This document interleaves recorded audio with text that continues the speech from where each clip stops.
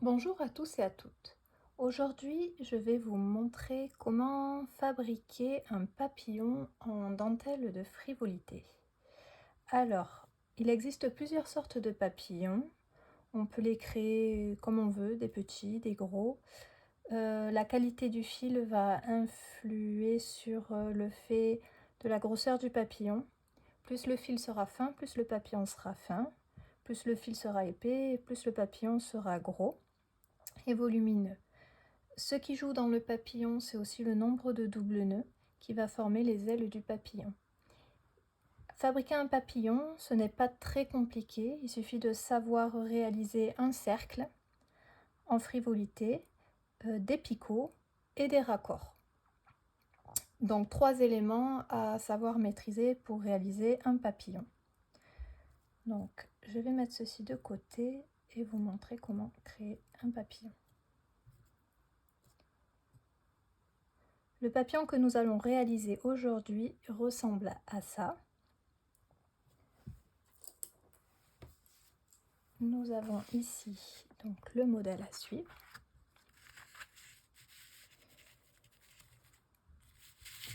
Hop là. Donc, il nous faut une navette chargée en fil, une jauge, si vous en avez, sinon on peut faire les picots à la main, et puis des ciseaux pour arrêter le travail en fin d'ouvrage. Le papillon que j'ai choisi de fabriquer aujourd'hui se compose ainsi. On a un fil libre qui permet de représenter les antennes.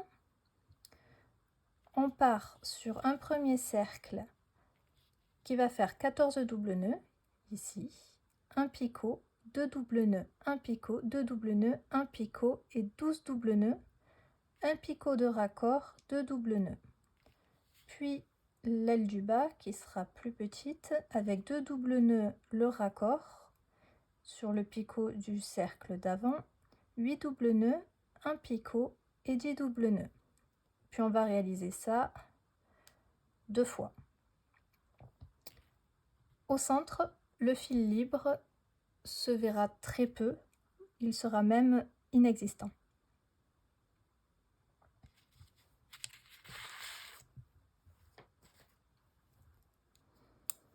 Donc nous commençons par débobiner la navette. Il faudra laisser un fil libre assez long pour pouvoir créer les ailes de l'animal. Donc je vais commencer mon cercle plus haut.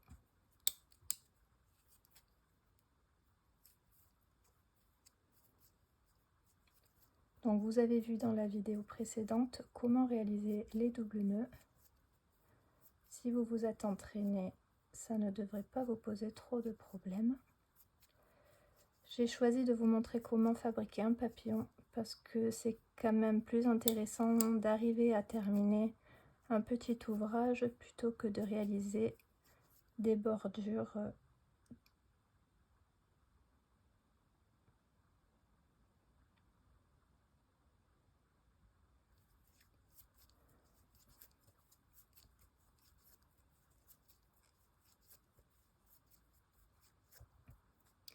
Donc ici, j'ai mes 14 doubles nœuds. Je vais créer mon premier picot. Donc je vous remontre comment le faire sans jauge pour ceux qui n'ont pas de jauge. Ce picot là, c'est un picot d'ornement, donc vous pouvez le faire de la grosseur que vous voulez. En fonction de ce que vous aimez, vous pouvez le faire assez gros ou pas.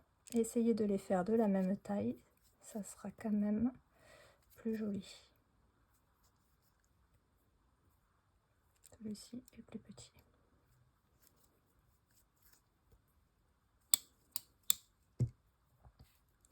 Je peux donc ouvrir mon cercle s'il me manque de l'espace pour travailler.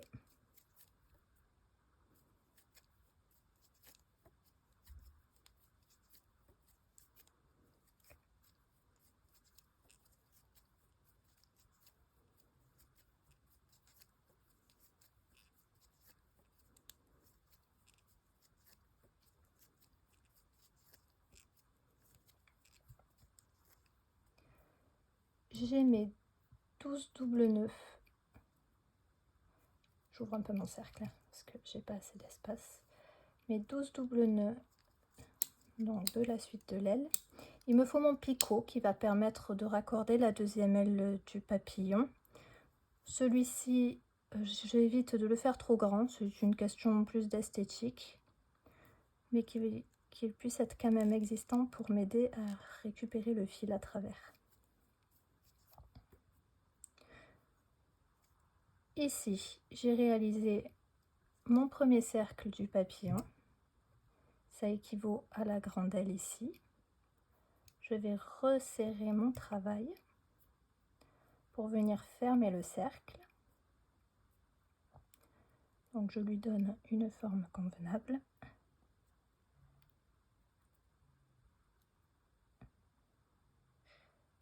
Alors il a légèrement tourné ici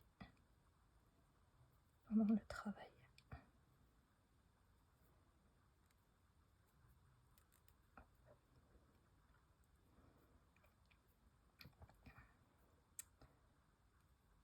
Il s'est mis à l'envers, il est ici. Alors n'hésitez pas, si besoin, à remettre correctement le cercle. Pour le coup, moi, il a tourné pendant l'ouvrage. Ça arrive de temps en temps. Voilà, ici, il est correct. Donc ça, c'est mon premier cercle. J'ai mes 3 picots du haut de l'aile. Et ici, c'est lui qui a tourné, c'est le petit picot de raccord. Donc voilà à quoi ressemble le premier cercle. On va entamer le second cercle.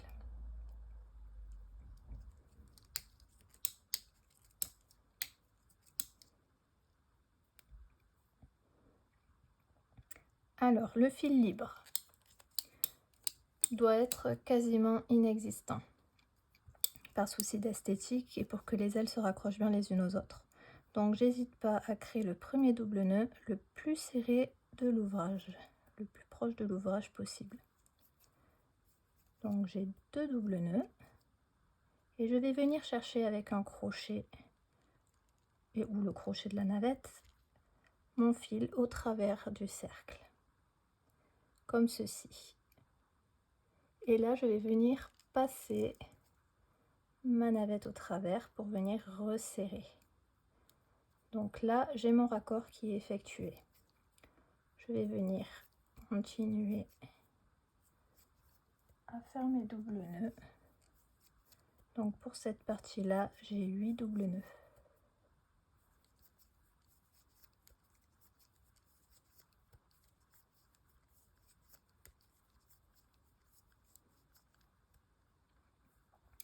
J'ai mes 8 doubles nœuds. Je vais venir réaliser donc un picot d'ornement que je rapproche de mes autres doubles nœuds et je viens faire les 10 derniers doubles nœuds.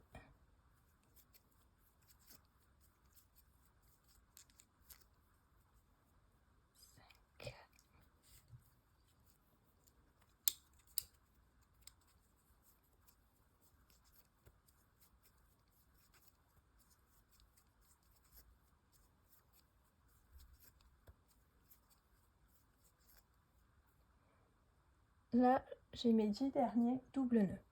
Je peux venir resserrer l'aile du papillon. Et nous avons réalisé ici la moitié de l'animal. Donc vous voyez, j'ai la moitié du papillon qui est effectuée. Alors, on va continuer le travail. Pour ce faire, étant donné que le fil de la navette sort de la petite aile du papillon, hop là, on peut le voir ici, il sort de la petite aile du papillon, on va continuer logiquement le dessin dans les aiguilles inverses d'une montre, dans le sens des aiguilles inverses d'une montre, Donc on va reprendre ici et refaire une petite aile en miroir. C'est-à-dire que je vais commencer par les 10 doubles nœuds, faire un picot, faire les 8 doubles nœuds, le raccord et les 2 doubles nœuds. Donc c'est parti.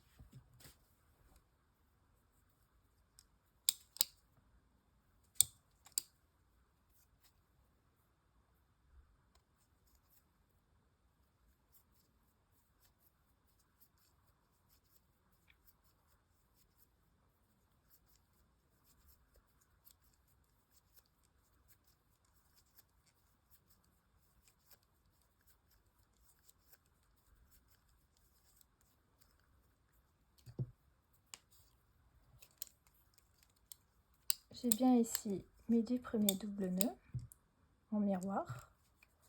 Je vais réaliser mon picot d'ornement. Fil extérieur qui est ici, rajouter.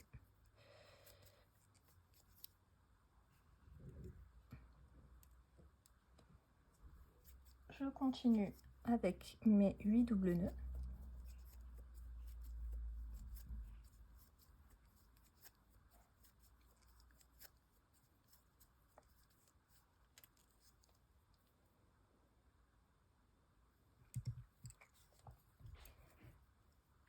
Et là, je vais faire le petit picot de raccord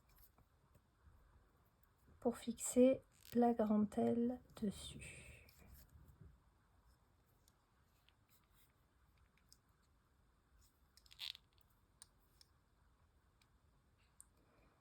Voyez, le bas du papillon est déjà terminé et nous allons faire la dernière aile.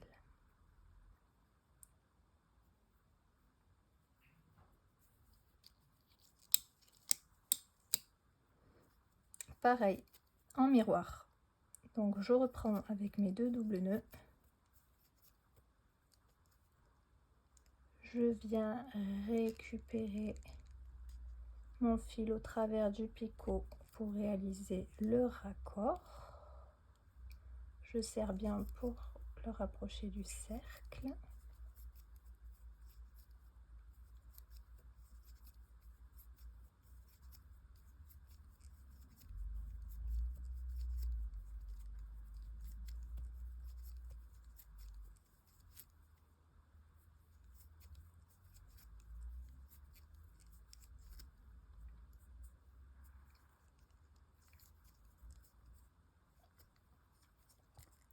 Là, j'ai fait mes 12 doubles nœuds. J'agrandis un peu parce que j'ai plus d'espace pour travailler.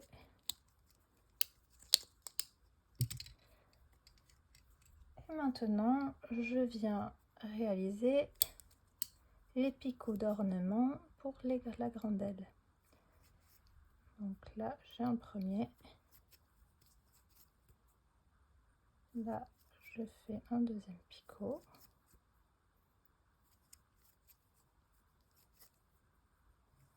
Et là, un troisième picot. Les trois ont presque la même taille. Donc c'est correct. Et là, je finis mon cercle avec mes 14 doubles nœuds.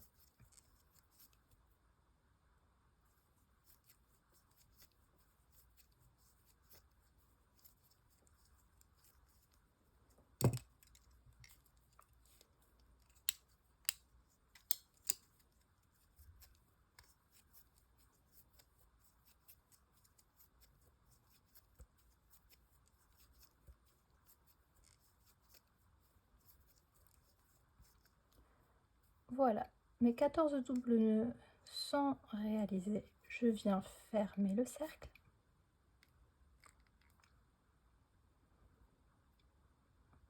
Et là, je vais venir donner une forme au papillon. Pour ça, j'arrête dans un premier temps l'ouvrage. Je viens couper les fils. Je laisse une longueur de fil suffisante pour pouvoir fabriquer les 2 ailes du papillon.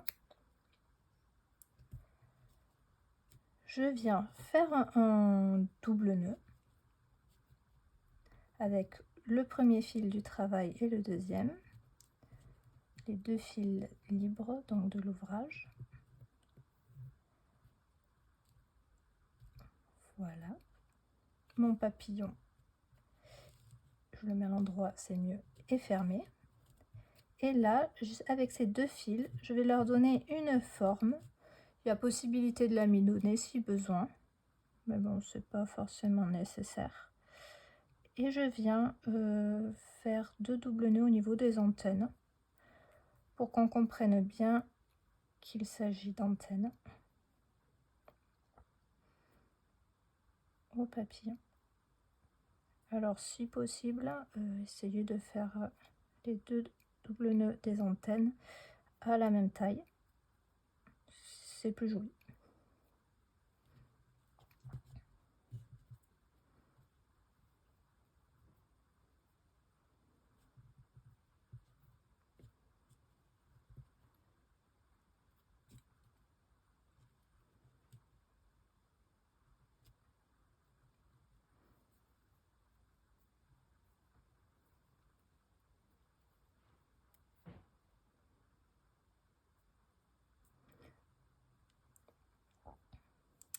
Donc voilà, je vais venir couper les deux fils pour faire des antennes de même longueur.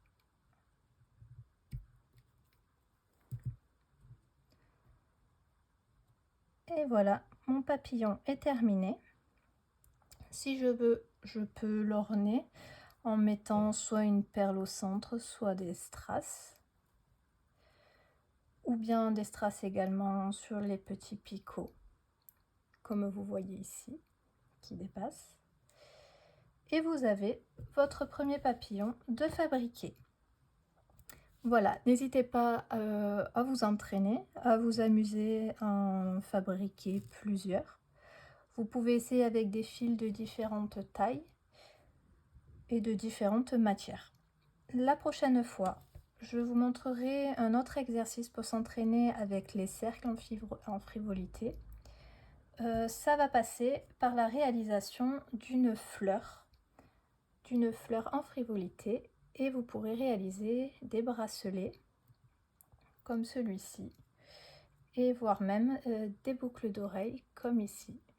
Donc c'est une fleur avec seulement des cercles en frivolité. Voilà, je vous remercie à tous pour votre patience de m'avoir écouté et vous encourage à vous entraîner. Bonne journée à tous, merci.